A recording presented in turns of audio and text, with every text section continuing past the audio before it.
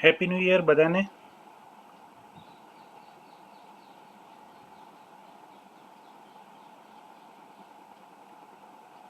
કોણ બાકી રહ્યું? વૃથા, કુલદીપ, ભૂમિ, નિયતિ બાકી છે.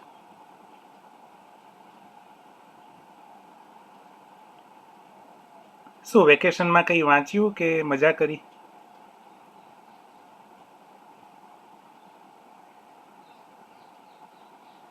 બધા મજામાં ને?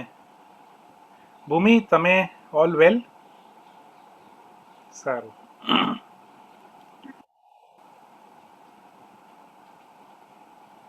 મારી તો ઈચ્છા હતી કે વેકેશનમાં ક્લાસ ચાલુ રાખું, પણ સરે ના પાડી કે ના, છોકરાઓને થોડો ટાઈમ આપો. બાકી તો આપણે લેક્ચર લેવાના જ હતા. તો આપણે ધાતુ અધાતુની વાત કરી રહ્યા હતા. એટલે હું સ્ક્રીન શેર કરું છું. શરૂ કરીએ ત્યાંથી.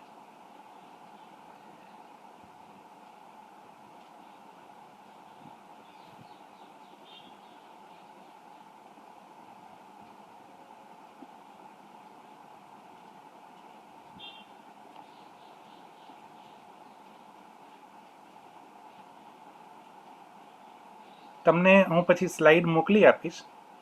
એકાદ સ્લાઇડ ઉમેરીને મોકલીશ, એટલે થોડું તમને હોમવર્ક કરવામાં સરળ રહે એ રીતે હું સ્લાઇડ બનાવી આપીશ. ચલો, સ્લાઇડ દેખાય છે ને? હવે જુઓ, એટમ જેને કહીએ, પરમાણુની વાત કરીએ તો શરૂઆતમાં તો માઇક્રોસ્કોપ હતા નહીં. હું વાત કરું છું લગભગ 200 વર્ષ પહેલાંની. જ્હોન ડાલ્ટન, જે થોમ્સન, રુથરફર્ડ, નીલ્સ બોર, સ્ક્રોડિંજર, આ બધા વૈજ્ઞાનિકો થઈ ગયા જેમણે અણુ અને પરમાણુની રચના કેવી રીતે હોઈ શકે એવી બધી થિયરીઓ આપી હતી. એ સમયમાં તો માઇક્રોસ્કોપ હતા નહીં, બહુ પાવરફુલ માઇક્રોસ્કોપ નહોતા. એ લોકો બાયોલોજીમાં સેલ લેવલ સુધી જઈ શકે, સેલ, કોષ સુધી જઈ શકતા હતા. પછી આગળ પરમાણુઓ કે અણુઓ કઈ રીતે હોય એ બધી ખ્યાલ નહોતો. એટલે બધાએ થિયરી આપી, જે તે સમયમાં અલગ અલગ થિયરીઓ આપી. હવે ડાલ્ટન, થોમ્સન, આમની બધી થિયરીઓ હતી એ અવલોકન વગરની બધી થિયરી હતી. પણ પછી જેમ જેમ માઇક્રોસ્કોપને બનતા ગયા તો રુથરફોર્ડ હતા, એમણે થોડાક પ્રયોગો કર્યા. નીલ્સ બોર, એમણે વધારે પ્રયોગ કર્યા. સ્ક્રોડિંજરે હજી આગળ વધારી. તો આ રીતના થિયરીઓ આગળ આવતી ગઈ. અત્યારની થિયરી પાછી કંઈક અલગ જ કહે છે. આ જે તમને ચિત્ર દેખાય છે સ્ક્રીન ઉપર, તો આપણે નીલ્સ બોરની થિયરી આજે આપણે જોઈશું. જો નીલ્સ બોરની થિયરી છે ને, એ તમે અણુની ને પરમાણુની રચના જુઓ તો રુથરફર્ડે કેવી રીતે પરમાણુ બતાવ્યો છે અને નીલ્સ બોરે કેવી રીતે બતાવ્યો છે. ઇલેક્ટ્રોન જે ન્યુક્લિયસની આજુબાજુ ગોળ ફરે છે, એની જે કક્ષા છે એ અલગ રીતે બતાવી છે. અને આજની થિયરી તો એવી કહે છે કે ઇલેક્ટ્રોન ક્યાં છે તમે કહી જ ન શકો. એટલે ઇલેક્ટ્રોનની ફરવાની સ્પીડ લગભગ 2.25 લાખ કિલોમીટર પર સેકન્ડની હોય છે. જે ન્યુક્લિયસની આજુબાજુ ગોળ ગોળ ફરે, અતિશય ઝડપથી ફરે, પ્રકાશ કરતાં થોડી ઓછી ઝડપથી ફરતો હોય છે. એટલે આ ઘડીએ ઇલેક્ટ્રોન ક્યાં છે એ તો તમારે કહેવો અશક્ય છે. અને આમ વાદળા જેવો દેખાતો હોય. ઇલેક્ટ્રોન છે ને આપણે વાદળા રૂપી હોય છે એવું અત્યારની થિયરી કહે છે. પણ આપણે નીલ્સ બોરની થિયરી ઉપર ફોકસ કરીએ, કારણ કે એ સમય દરમિયાન કેમેસ્ટ્રીમાં ખૂબ ડેવલપમેન્ટ થયેલું. તો હવે એટમની વાત કરીએ, પરમાણુ, તો વચ્ચે ન્યુક્લિયસ હોય છે, એનું કેન્દ્ર, જેની અંદર પોઝિટિવ ચાર્જવાળા પ્રોટોન, ન્યુટ્રલ ચાર્જવાળા ન્યુટ્રોન, આ બે ન્યુક્લિયસમાં હોય અને આજુબાજુ ઇલેક્ટ્રોન ફરે. હવે ઇલેક્ટ્રોનની કક્ષાઓ હોય છે.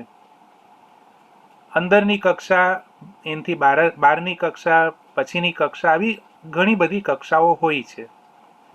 અને પ્રોટોન અને ન્યુટ્રોન બંને સાથે શા માટે છે?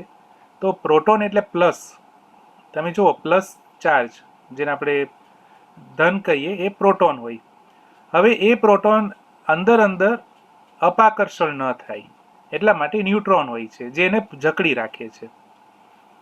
તો ન્યુટ્રોન અને પ્રોટોન બંને જકડાયેલા વચ્ચે હોય છે ને આજુબાજુ ઇલેક્ટ્રોન આંટા મારે. હવે એક થિયરી એવું કહે છે કે આ ઇલેક્ટ્રોન નું જે ચક્કર હોય ને, તમે જ્યારે સરખાવા બેસો તો ફૂટબોલના મેદાન જેવડું મોટું થઈ જાય ન્યુક્લિયસની સરખામણીમાં. હવે જે બધી કક્ષાઓ છે એને આપણે નામ આપીએ છીએ. નંબરે આપો, નામ પણ આપો. અને ઇલેક્ટ્રોન એક કક્ષામાંથી બીજી કક્ષામાં કૂદકા મારી શકે. ઇલેક્ટ્રોન છે એ બધા અંદર અંદર, તમે જો આ જે ચિત્ર છે આગળનું, તો આમાં 12 કક્ષાનો ઇલેક્ટ્રોન અંદરની કક્ષામાં આવી શકે અને અંદરની કક્ષાનો ઇલેક્ટ્રોન બહારની કક્ષામાં પણ જઈ શકે. આવી થિયરી છે. પણ જ્યારે અંદર બહાર જાય તો એમાંથી શક્તિ કાં તો નીકળે, ઉર્જા કાં તો બહાર નીકળે કાં તો એને લેવી પડે. એટલે જ્યારે ઇલેક્ટ્રોન એક કક્ષામાંથી બીજી કક્ષામાં કૂદકો મારે તો એની સાથે ઉર્જા જોડાયેલી હોય છે. હવે દરેક કક્ષાના નામ આપ્યા છે, કે એલ એમ એન. આ બધા કક્ષાઓના નામ છે.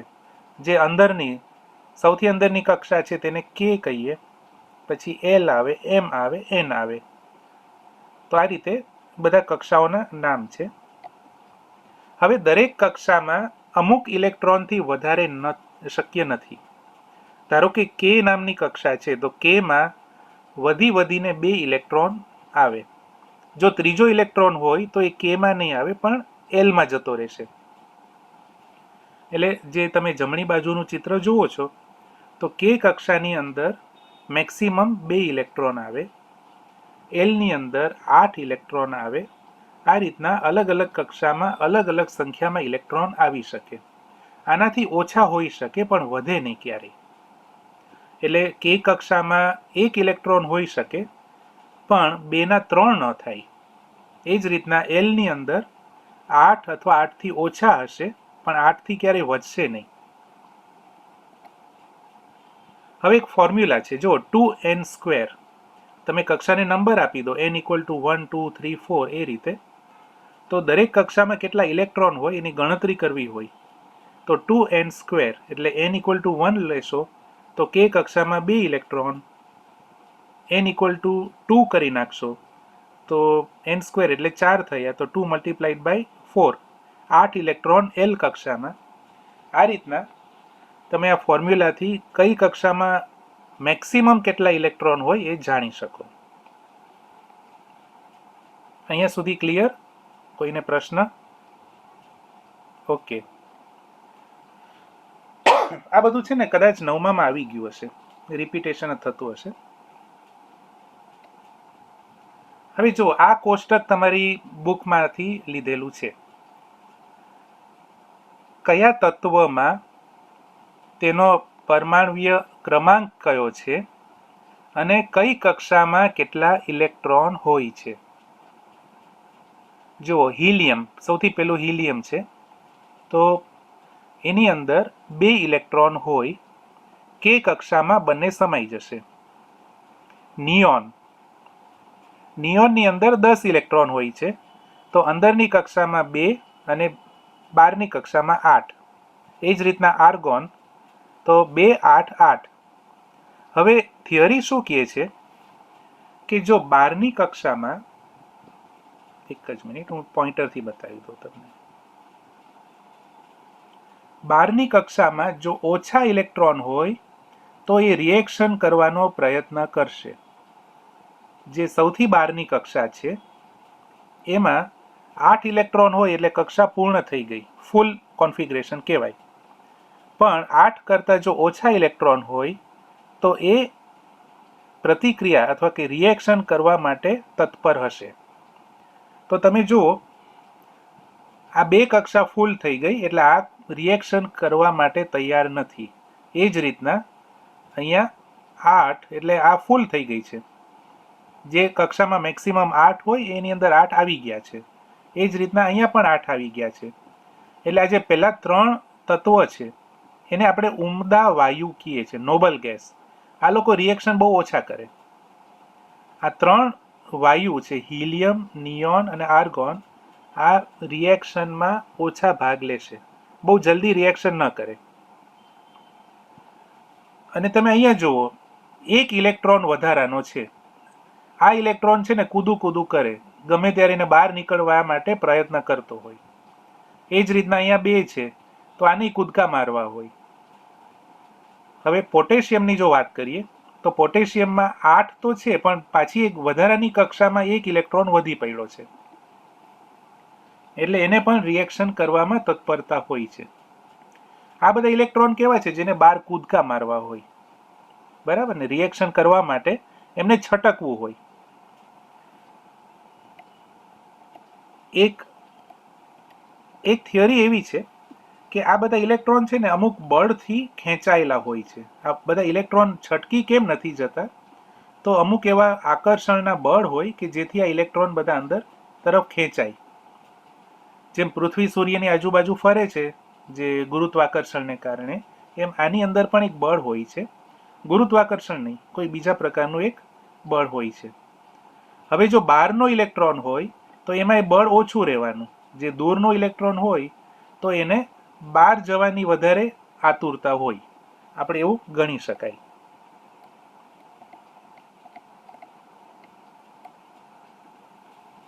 એની સામે આ અધાતુઓની જો આપણે વાત કરીએ તો આમાં થોડા ઘટે છે. જુઓ, આમાં 7 છે, આને એક ઇલેક્ટ્રોન ક્યાંકથી મળી જાય તો આની કક્ષા 8 એટલે કે પૂર્ણ થઈ જાય.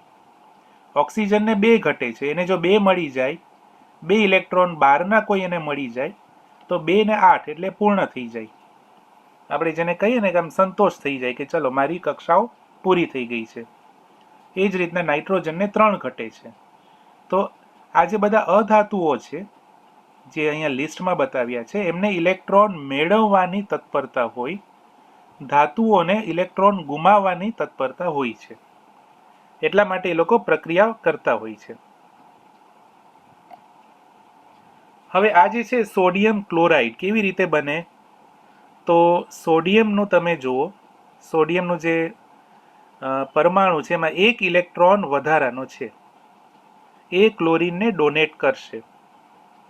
ક્લોરીનમાં 1 ઘટે છે. તમે ધ્યાનથી જુઓ, ક્લોરીનમાં બહારની જે બાહ્યતમ કક્ષા છે એમાં 8 કરવાના છે, એની જગ્યાએ 7 છે. મૂળ ક્લોરીનમાં 7 છે. જો એને 8 થઈ જાય એટલે કે 1 ઇલેક્ટ્રોન એને બહારથી મળે તો એ 8 થઈ જશે.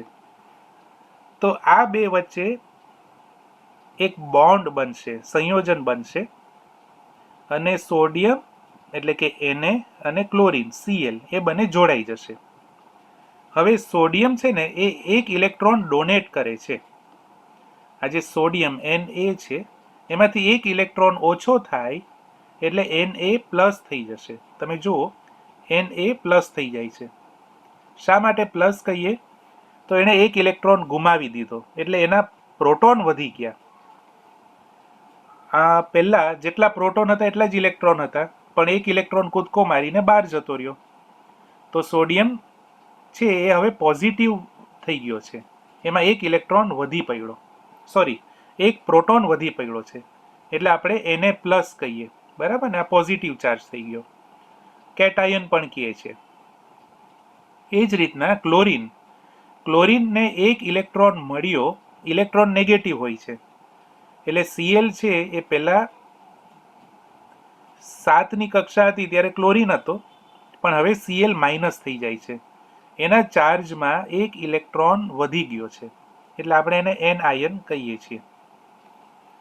તો સોડિયમ પ્લસ, ક્લોરીન માઇનસ, અને એ 2 વચ્ચે એક સંયોજન બને, અને આપણે ઇંગ્લિશમાં આયોનિક બોન્ડ કહીએ છીએ, આયોનિક, અથવા ગુજરાતીમાં આયનીય એ રીતે કહીએ છીએ કે 1 ઇલેક્ટ્રોન બીજાની અંદર પ્રવેશ કરી લે છે.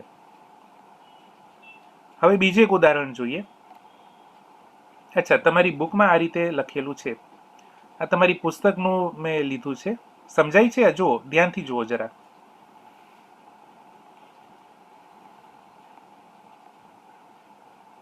સોડિયમ છે 2 8 1 એ કઈ રીતે આવ્યા? તો તમે ચિત્રમાં જુઓ, અંદરની કક્ષામાં 2 છે, 2 ઇલેક્ટ્રોન, બહારની કક્ષામાં 8 ઇલેક્ટ્રોન અને ત્રીજી કક્ષામાં 1 ઇલેક્ટ્રોન છે. એટલે આપણે આ જ્યારે સોડિયમ લખીએ તો કેવી રીતે લખીએ? અંદરની કક્ષા એટલે કે K ની અંદર 2, L ની અંદર 8 અને M ની અંદર 1, 2 8 1. આ જે 1 ઇલેક્ટ્રોન છે ને એ બહારની કક્ષામાં છે. એટલે તમે જ્યારે પુસ્તક જોશો તો આ રીતે લખેલું હશે 2 8 1. એમાંથી 1 ઇલેક્ટ્રોન માઇનસ થયો, બહાર જાય છે, એટલે સોડિયમ પોઝિટિવ થઈ જશે, Na+, એને આપણે ધન આયન એવું કહીએ છીએ. આ જે 1 છે એ ઇલેક્ટ્રોન બહાર જતો રહ્યો. એ જ રીતના ક્લોરીન છે એ 287 છે, એને 1 ઇલેક્ટ્રોનની જરૂર છે. 288 થાય ને એટલે સ્થિર થઈ જાય, એટલે એ ઋણ થઈ જશે. ક્લોરીન છે એને આપણે ક્લોરાઇડ ઋણ આયન તરીકે કહીએ. આ જ વસ્તુ તમારી જો ચિત્ર ન દોરવા હોય, આવા ગોળ ગોળ બધા ચિત્ર ન દોરવા હોય તો તમે આ રીતના લખી શકો. આ બીજી એની રીત છે લખવાની. તમારે ગોળ સર્કલ ન દોરવા હોય તો સોડિયમમાંથી 1 ઇલેક્ટ્રોન ક્લોરીનમાં જાય છે, તમે આ રીતે પણ લખી શકો અને સોડિયમ ક્લોરાઇડનું નિર્માણ થાય છે. બીજું ઉદાહરણ જોઈએ, મેગ્નેશિયમ ક્લોરાઇડ. ચલો આ ચિત્ર ઉપરથી કોઈ સમજાઈ શકશે શું થઈ રહ્યું છે આમાં?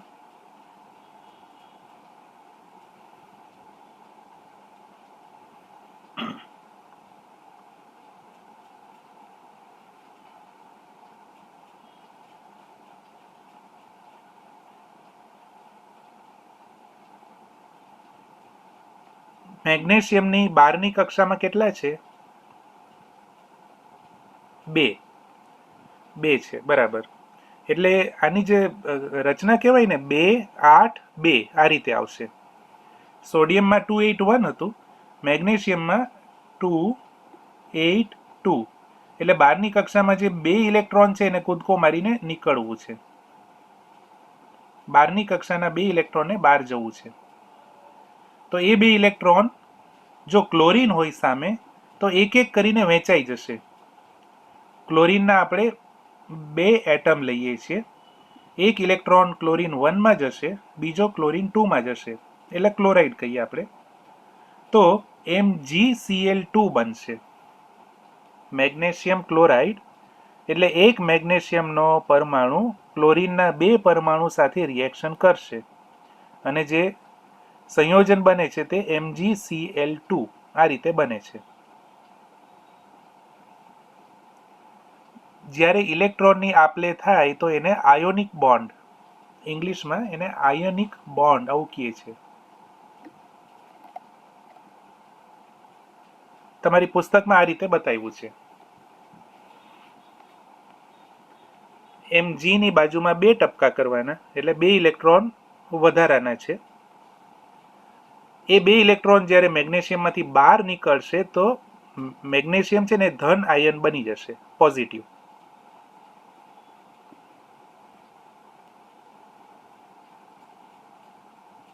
અને ક્લોરીનમાં જશે તો ક્લોરીન નેગેટિવ બની જશે. પણ ક્લોરીનના કેટલા છે? 2 એટમ છે. ક્લોરીન એના 2 એટમ છે. એટલે આ રીતે MgCl2 બને છે.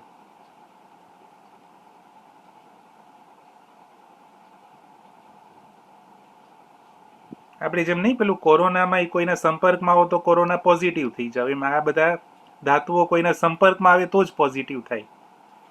આમ સોડિયમ, મેગ્નેશિયમ અમથા તો બધા નોર્મલ હોય છે, પોઝિટિવ એ નહીં, નેગેટિવ એ નહીં. પણ જ્યારે આ મેગ્નેશિયમ ક્લોરીનના સંપર્કમાં આવે તો મેગ્નેશિયમ પોઝિટિવ થાય, સોડિયમ એ જ રીતના પોઝિટિવ થાય છે. જ્યારે ઇલેક્ટ્રોન આપે તો પોઝિટિવ થાય. આપણે માણસો વાયરસ લઈએ તો પોઝિટિવ થાય. આ ઊંધું છે થોડું.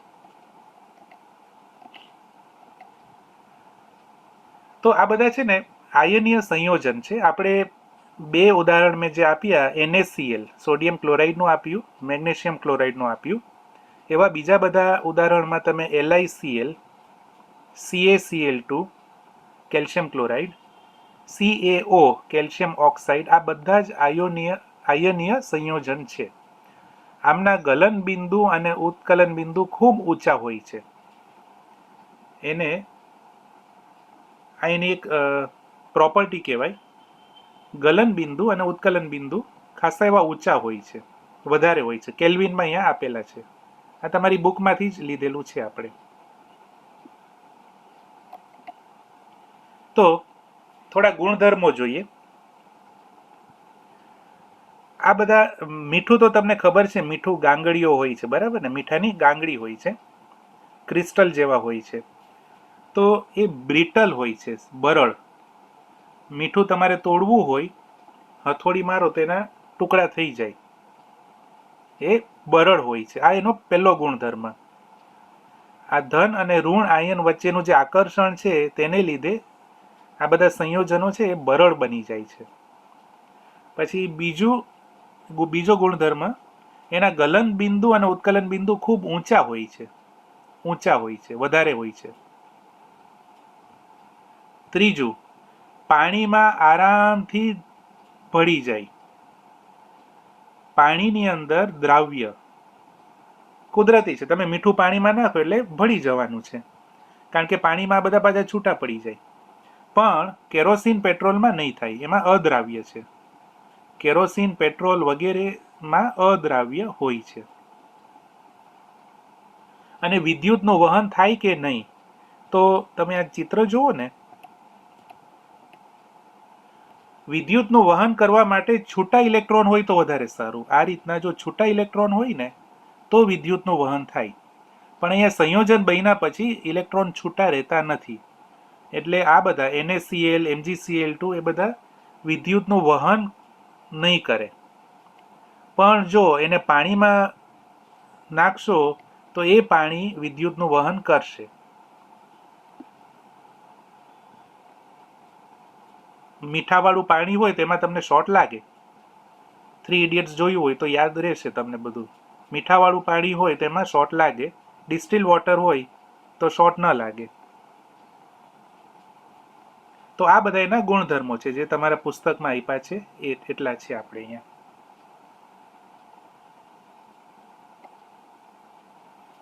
આ એક છેલ્લી સ્લાઇડ છે. આપણે ધાતુઓની જ્યારે વાત કરીએ તો કઈ ધાતુ વધારે પ્રતિક્રિયા કરશે, કઈ ધાતુ ઓછી પ્રતિક્રિયા કરશે? તો સૌથી વધુ પ્રતિક્રિયાત્મક એટલે સૌથી રિએક્ટિવ પોટેશિયમ, બીજા નંબરે આવે સોડિયમ, ત્રીજા નંબરે કેલ્શિયમ. આ ઉતરતા ક્રમમાં છે. સૌથી વધારે પોટેશિયમ. પોટેશિયમને તરત જ કોઈની સાથે રિએક્શન કરવા હોય. સોડિયમ છે એ પણ એટલા ઝડપથી રિએક્શન કરે, પણ પોટેશિયમ કરતાં ઓછા. જેમ જેમ નીચે જાઓ એમ એમ એની પ્રતિક્રિયાત્મકતા ઘટે છે. સૌથી છેલ્લે સોનું છે. આપણે કહીએ ને સોનાને કાટ ન લાગે, એનું એક કારણ છે. તમે તાંબુ કે લોખંડને હવામાં રાખો તો તરત કટાઈ જાય. એ રિએક્શન કરવા માટે, જો આ લોખંડ છે, આયન, આ એલ્યુમિનિયમ, આ બધાને વાતાવરણની અસર તરત થઈ જાય, કારણ કે એમાં પ્રતિક્રિયાત્મકતા થોડી ઘણી તો છે. સોડિયમને તો હવામાં ખુલ્લું રાખો તો બળવા માંડે, પાણીમાં નાખો તો બળી જાય. એટલે આ તો હાઈલી રિએક્ટિવ, આમાં પ્રતિક્રિયાત્મકતા બહુ વધારે છે. પછી થોડી ઓછી થઈ, અને સોનામાં સૌથી ઓછી હોય. સોનું છે કાળું ન પડે, તો જેમ નીચે જાઓ ચાર્ટમાં એમ એની પ્રતિક્રિયાત્મકતા ઘટતી જાય. અને આનો આધાર થોડો ઘણો બોર મોડલ ઉપર પણ છે. આની અંદર બહારના ઇલેક્ટ્રોન્સ બહુ વધારે હોય, પછી ધીરે ધીરે ધીરે આમાં ફેર પડતો જાય એ રીતે. તો આપણે અહીંયા આજનું સેશન પૂરું રાખીએ. તમારે, હું તમને કહું, એક્સરસાઇઝ આપેલી છે, પાના નંબર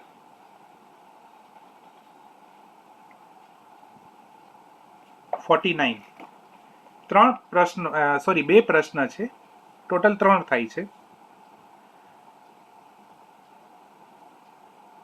3 પ્રશ્નો, પ્રશ્ન 1 અને 2 એ જવાબ આપવાનો પ્રયત્ન કરજો. બરાબર.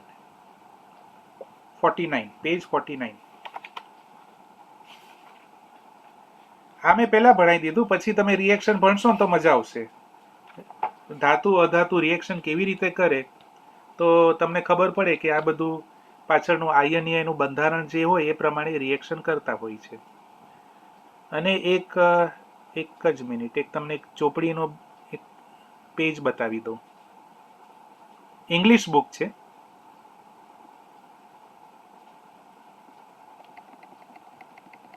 જુઓ, આ જે કોષ્ટક આપ્યું છે, સોડિયમ, મેગ્નેશિયમ, એલ્યુમિનિયમ, પોટેશિયમ. તો સોડિયમ છે એમાંથી એક ઇલેક્ટ્રોન બારે નીકળી જાય એટલે સોડિયમ પ્લસ થાય. મેગ્નેશિયમમાં +2 થાય કારણ કે એમાં બારની કક્ષામાં 2 ઇલેક્ટ્રોન છે જે રિએક્શન કરવા તત્પર હોય છે. એલ્યુમિનિયમમાં 3 હોય છે એટલે Al3+. ફરી પાછું પોટેશિયમમાં 1, કેલ્શિયમમાં 2. તો સમય જતાં તમને આ બધું છે ને જાતે યાદ રહેવા માંડશે. આ જે રીતના આપણે ધાતુ માટે છે એ જ રીતના અધાતુ માટે પણ આવું કોષ્ટક છે. હું તમને સ્લાઇડમાં આ બંને કોષ્ટક મોકલી આપીશ. પછી નેક્સ્ટ સેશનમાં આપણે રિએક્શનની વાતો કરશું. કોઈ પ્રશ્ન હોય તો આપણી પાસે 2 મિનિટ છે.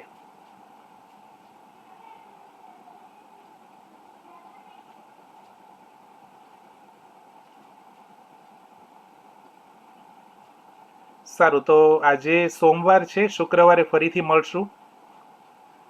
આશા રાખું કે શુક્રવારે મળીએ ત્યાં સુધી તમને ઇલેક્ટ્રોનની રચનાઓ બધાની યાદ રહી ગઈ હોય. શક્ય ત્યાં સુધી યાદ રાખવાનો પ્રયત્ન કરજો. આંકડા યાદ રાખશો ને 11 કે એ રીતે, તો તમને આમ જાતે બની જશે. તમારું જે કક્ષાઓની રચના છે હું ફરીથી બતાવી દઉં. તમારે છે ને એટમિક નંબર જ યાદ રાખવાનો: 11, 12, 13, 19, 20. Sodium, magnesium, aluminium, potassium, calcium. સોડિયમમાં 11 એટલે 2, 8, 1. 12 એટલે 2, 8, 2. 2, 8, 3. 2, 8, 8, 1. આ તો જાતે બની જશે. કે માં કેટલા, એલ માં કેટલા, એમ માં કેટલા, બધું જાતે બની જશે. ખાલી આંકડા યાદ રહેશે તો પાછળની બધી જ વિગતો જાતે બનાવી શકશો. એક વધારાનો એટલે Na પ્લસ થાય. ડોટ સ્ટ્રક્ચર આ રીતે એને ડોટ લખાય. Mgમાં 2 ડોટ લાગે, Alમાં 3 ડોટ લાગે. આ રીતે બની જશે. તો આપણે આજે પૂરું કરીએ. ટાઈમ ઓલમોસ્ટ થઈ ગયો છે. ડાઉટ હોય તો મેસેજ કરજો અને શુક્રવારે પાછા સોલ્વ કરશું આપણે. બરાબર? ઓકે, ચલો, ગુડ બાય.